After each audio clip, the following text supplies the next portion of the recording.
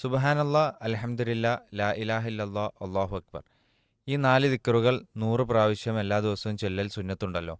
ഈ ദിക്റുകൾ വെവ്വേറെ ചെല്ലാതെ സുബ്ഹാനല്ലാ, വൽഹംദുലില്ലാ, വലാ ഇലാഹ ഇല്ലല്ലാഹു, അല്ലാഹു അക്ബർ എന്നിങ്ങനെ ഒന്നിച്ച് 100 പ്രാവശ്യം ചെല്ലാൻ പറ്റുമോ എന്നാണ് ശ്രോതാവിൻ്റെ സംശയം.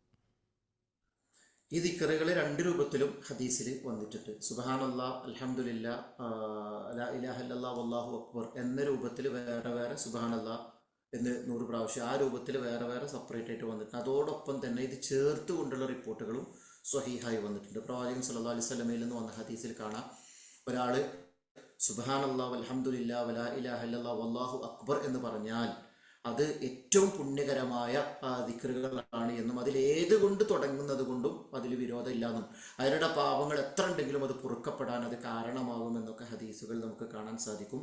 അതുകൊണ്ട് തന്നെ ഈ ദിക്റുകളെ ചേർത്ത് വെച്ചുകൊണ്ട് ഒന്നിച്ചു ചെല്ലുക എന്നുള്ളത് ഹദീസിൽ തന്നെ ഏറെ പുണ്യകരമായ ധാരാളം പ്രതിഫലമുള്ള ദിക്റുകളായിട്ട് പഠിപ്പിക്കപ്പെട്ട കൂട്ടത്തിൽപ്പെട്ട ഒരു ദിക്റായിട്ട് തന്നെ അത് എണ്ണിയിട്ടുണ്ട്.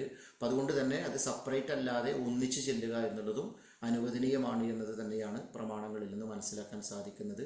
വല്ലാഹു തആല ആലം.